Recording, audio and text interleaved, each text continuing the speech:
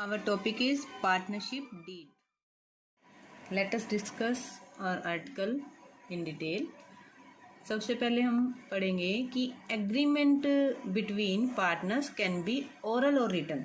जो पार्टनरशिप है वो एग्रीमेंट बेस्ड होती है, तो वो एग्रीमेंट जो है ओरल भी हो सकता है और रिटन भी हो सकता है। But written agreement is called partnership deed. जब वो एग्रीमेंट रिटन में आ जाता है तब वो क्या बन जाती है? Partnership deed. So partnership deed is a written legal document. वो रिटन होने के बाद लीगली भी वैलिड हो गया। That consist of an agreement, जिसमें एक एग्रीमेंट होता है, जिसके अंदर एक एग्रीमेंट लिखा होता है बिटवीन पार्टनर्स, जो पार्टनर्स के बीच में होता है, which specifies the terms and condition, जो कि वो सारी शर्तें, ठीक है, वो सारी शर्तें और कंडीशंस एक्सप्लेन करता है। और जो वो शर्तें और कंडीशंस हैं वो ही पार्टनरशिप को गवर्न करती हैं, वो ही पार्टनरशिप को चलाती हैं। Partnership deed is a written legal document that consist of an agreement between partners which specify the terms and condition then that governs the partnership. This is that. Now partnership deed is also termed as partnership agreement. partnership deed को partnership agreement भी बोलते हैं। it means अगर question आ जाता है what do you mean by partnership agreement, then it can also be partnership deed, wherein business gets registered as partnership firm, जिसके ऊपर जिसमें जो है बिजनेस आपका रजिस्टर होता है एज अ पार्टनरशिप फर्म। इस डीड के ऊपर ही बेस्ड होता है सारा, क्योंकि इसमें सारी कंडीशन, टर्म, शर्तें, सब rules, rights, responsibilities, authorities, power, सब कुछ मेंशन किया होता है। वो हम आगे पढ़ेंगे। पहले हम पढ़ेंगे इसकी इम्पोर्टेंस। इसकी इम्पोर्टेंस क्या है? अगर क्वेश्चन आ जाता है कि what are the advantages of partnership deed, then you will write importance of the partnership deed. जिसकी इम्पोर्टेंस जितनी होती है वही उसके एडवांटेजेस होते हैं। सबसे first one importance we can say, it controls and monitors the rights, responsibilities and liabilities of all the partners. Partners की जितने भी राइट्स हैं, उनकी रिस्पॉन्सिबिलिटीज़ हैं या लाइबिलिटीज़ हैं, उन सबको कंट्रोल करता है। Avoids dispute between the partners. Partners के बीच में अगर कोई झगड़ा हो जाता है तो झगड़ा होने से बचाता है, हो जाता है नहीं, होने से उसको बचाता है, क्योंकि रिटर्न में है, जल्दी से उनके बीच में झगड़ा होगा नहीं, सब कुछ रिटर्न में होगा। Next, avoids confusion on profit and loss distribution. अगर प्रॉफिट या लॉस डिस्ट्रीब्यूशन के टाइम कोई कन्फ्यूज़न है वो भी आपकी दूर हो सकती है, क्योंकि रिटर्न में है सब कुछ। Individual partners responsibilities are mentioned clearly. जो हर एक पार्टनर की रिस्पॉन्सिबिलिटी हैं वो सब क्लियरली मेंशन होती हैं, कोई अपने रिस्पॉन्सिबिलिटी से मना नहीं कर सकता। Partnership deed also defines a remuneration or salary of the partner. Partnership deed के अंदर सब कुछ मेंशन होता है। अगर कोई पार्टनर वर्किंग पार्टनर है और उसको उसके बदले रेम्यूनरेशन मीन्स पारिश्रमिक या सैलरी मिल रही है, वो भी उसकी उसमें क्लियरली लिखा होता है। However interest is paid to each partner who has invested capital in the business. और बिजनेस में जो पैसा लगाते हैं उस पर अगर इंटरेस्ट पे करने की कोई कंडीशन है वो भी इसके अंदर मेंशन की हुई होती है। Now we come on main contents of partnership deed. Partnership deed के मेन कंटेंट्स क्या हैं? फर्स्ट वन है आपका name of the firm and its address. Contents में फर्स्ट वन क्या होगा? आपकी फर्म का नेम क्या है और उसका एड्रेस क्या है, कहाँ पर वो स्थित है। तो इस डीड में क्लियरली ये लिखा होता है कि कौन सी जगह पर आप बिजनेस कर रहे हो। सेकंड है name and address of the partner. Partner के नेम्स, कौन कौन पार्टनर्स हैं और उनके एड्रेसेस क्या हैं। Nature of firms business, firm किस टाइप का बिजनेस कर रही है और उसकी लिमिटेशंस क्या हैं, मतलब कहाँ तक वो बिजनेस को कर सकती है, उससे आगे अगर करना है तो उसके लिए परमिशन की ज़रूरत है या नहीं, and all. Duration of partnership, अगर पार्टनरशिप किसी फिक्स टाइम पीरियड के लिए बनी है या किसी फिक्स मोटिव को लेकर बनी है, मतलब ये काम पूरा हो गया तो हमारी पार्टनरशिप ख़त्म हो जाएगी। तो ये सब कुछ उसके अंदर मेंशन होता है कि इतने टाइम पीरियड के लिए या अनलिमिटेड टाइम के लिए है, तो it should be stated in partnership deed. Partners capital, partners कितना कैपिटल कंट्रीब्यूट कर रहा है बिजनेस में, हर एक पार्टनर का इन्वेस्टमेंट जो है उसके अंदर मेंशन है। इंटरेस्ट ऑन कैपिटल, अगर कैपिटल पर इंटरेस्ट देने का कोई विधान है तो उसकी क्या रेट होगी, किस दर से वो इंटरेस्ट दिया जाएगा, वो सब इसके अंदर होता है। Drawing and interest on them, अगर कोई पार्टनर ड्राइंग्स कर रहा है या ड्राइंग्स कर सकता है या नहीं कर सकता है, ये भी उसमें क्लियरली मेंशन होता है। और अगर ड्राइंग्स कर रहा है या जितनी भी वो ड्राइंग्स कर सकता है, मीन्स पर्सनल यूज़ के लिए कुछ पैसा या कुछ मटेरियल निकाल सकता है, अगर उस पर कोई ब्याज देने का उसका प्रावधान है तो हम उसको उसमें मेंशन कर देते हैं कि इस रेट से ब्याज जो है चार्ज होगा। डिवीज़न ऑफ प्रॉफिट, प्रॉफिट या लॉस, जब हम प्रॉफिट की बात करते हैं तो उसके साथ लॉस जो है ऑब्वियसली आ ही जाता है, क्योंकि बिजनेस है, there can be up down also. Profit and loss sharing ratio, जो भी शेयरिंग रेशियो होगी वो भी डीड के अंदर मेंशन होनी चाहिए। If it is not mention, अगर ये मेंशन नहीं है, मान लो ये क्लोज नहीं है पार्टनरशिप डीड के अंदर, देन प्रॉफिट और loss will be distributed equally, share जो है वो इक्वली करेंगे पार्टनरशिप एक्ट के अकॉर्डिंगली। नेक्स्ट है पार्टनर सैलरी एंड कमीशन, अगर कोई वर्किंग पार्टनर है उसका सैलरी या कमीशन कितना होगा वो भी इसके अंदर मेंशन होता है। Rights and duties of partners, किस पार्टनर्स के क्या राइट्स होंगे, क्या ड्यूटीज होंगी, क्या लायबिलिटीज होंगी, कितनी वो कैपिटल इन्वेस्ट करेगा, कितनी कैपिटल तक उसकी लायबिलिटी लिमिटेड होगी, ये सब कुछ, ये सारे फैक्ट्स जो हैं also mentioned in partnership deed. Admission and retirement of partner, जिस टाइम अगर कोई पार्टनर एडमिशन ले रहा है, मीन्स नया पार्टनर आ रहा है या कोई पुराना पार्टनर रिटायर हो रहा है बिजनेस में से, तो उससे रिलेटेड क्या प्रोसीजर होगी वो सब जो है इसके अंदर मेंशन की होती है। इसी तरह डेथ ऑफ अ पार्टनर के टाइम, अगर किसी पार्टनर की डेथ हो जाती है, मतलब ऐसी कंडीशन भी उसके अंदर क्लियरली मेंशन होती है कि उसके जो डिसीज पार्टनर होगा, जिसकी डेथ हो चुकी है, उसको डिसीज पार्टनर बोलते हैं, और उसके सक्सेसर को, जो उसका वारिस होगा, उसको किस तरीके से पेमेंट होगी उसके हिस्से की, ये सब जो है डीड के अंदर ही डिसाइड किया हुआ होता है।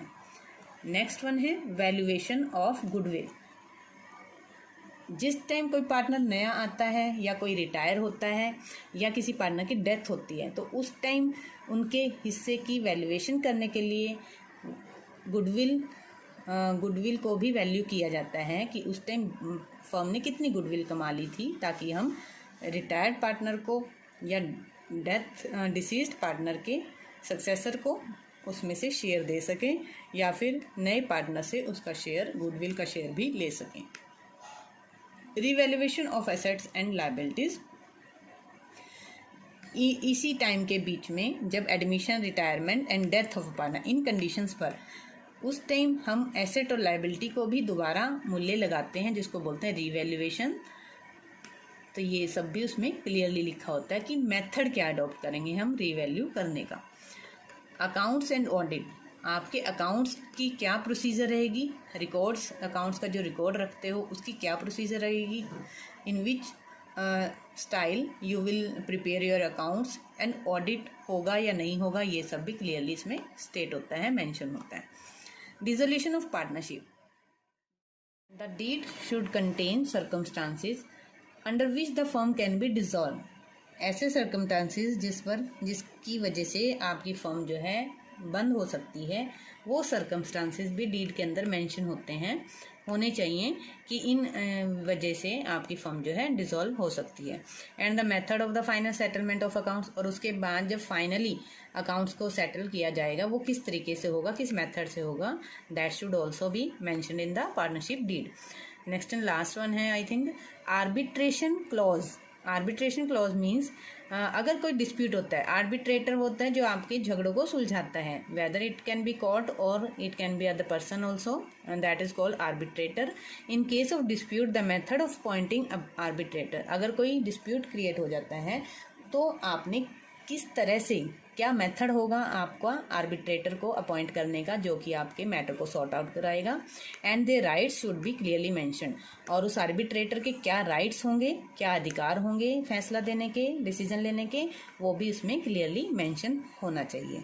अब क्वेश्चन उठता है कि is it necessary to register a form, partnership form, क्या पार्टनरशिप फॉर्म रजिस्टर करना जरूरी है? अगर हम इंडियन पार्टनरशिप एक्ट की बात देखें तो उसके हिसाब से, जो इंडियन पार्टनरशिप एक्ट के हिसाब से ही आपकी पार्टनरशिप चलती है।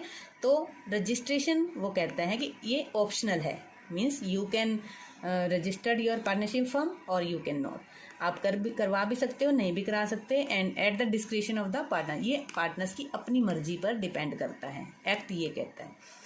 Registration of partnership form may be done at any time, और ये रजिस्ट्रेशन के लिए कोई टाइम पीरियड फिक्स नहीं है। आप बिजनेस स्टार्ट करने से पहले भी उसको रजिस्टर करा सकते हो, और बिजनेस स्टार्ट करने के बाद इन बिटवीन कभी भी any time you can register your firm. And main fact is this, it is always advisable, advice क्या दी जाती है कि आपको अपनी फर्म रजिस्टर करा लेनी चाहिए। Since a registered firm enjoy special right, क्योंकि एक रजिस्टर्ड फर्म को कुछ स्पेशल राइट्स मिलते हैं which are not available to the unregistered firm, और वो अनरजिस्टर्ड फर्म को स्पेशल राइट्स नहीं मिलते। अब हम बात, now we will discuss what will be the effects of non registration. अगर आप अपनी फर्म को रजिस्टर्ड नहीं कराते हो तो उसके क्या कॉन्सिक्वेंसेस, क्या परिणाम रहेंगे। नंबर 1 है no suit by a partner. Suit क्या होता है? केस दायर करना कोर्ट में किसी के खिलाफ। No suit by a partner against other partners और फर्म, एक पार्टनर जो है किसी दूसरे पार्टनर के या फिर अपनी फर्म के खिलाफ कोई भी सूट नहीं दायर कर सकता, और वाइस वर्सा मीन्स फर्म भी उनके खिलाफ कोई सूट नहीं कर सकती। It can be done so only if, ऐसा तभी हो सकता है if the firm is registered, firm registered हो और उन पार्टनर का नाम भी रजिस्टर में हो, फर्म के रजिस्टर में उसका मेंशन होना चाहिए नाम। No suit against any third party, firm भी किसी थर्ड पार्टी के खिलाफ भी सूट दायर नहीं कर सकती।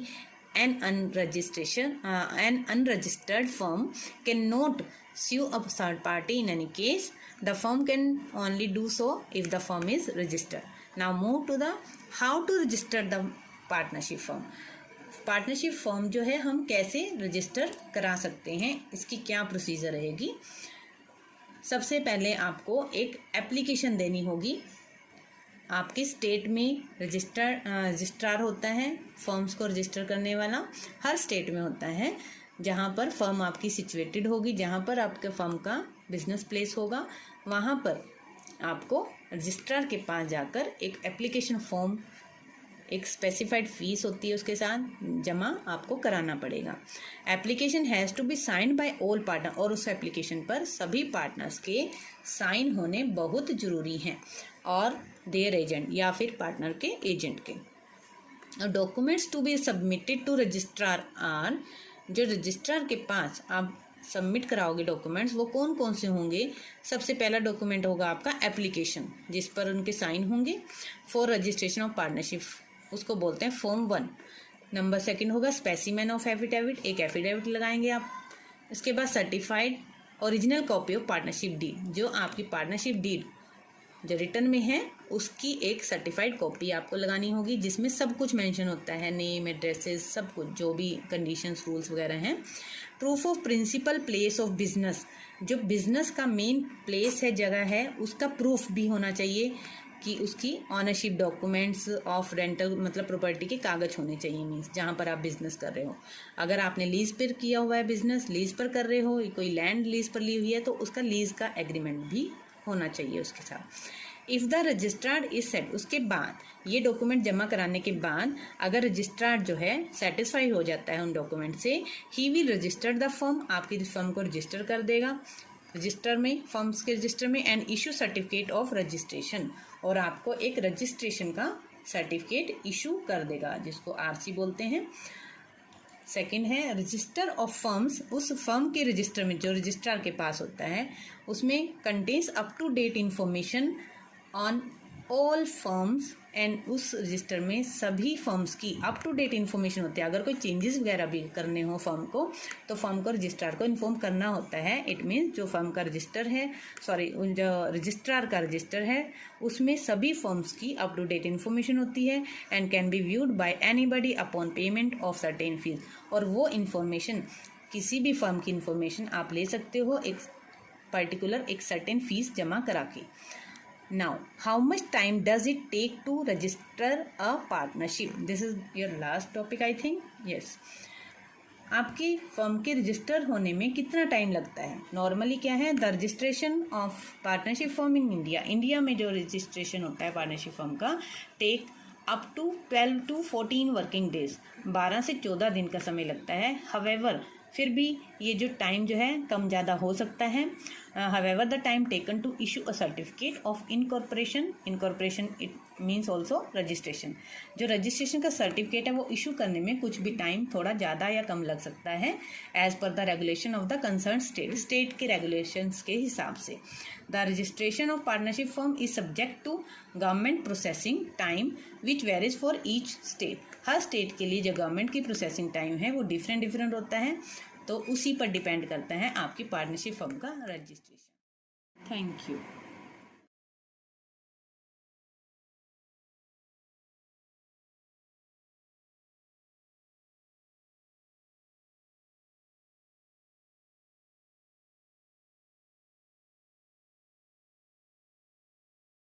You are requested to please subscribe, like, share, comment, please. And on my channel there is Radhika, my daughter, has done some dance performances also. Please watch them and like. Please.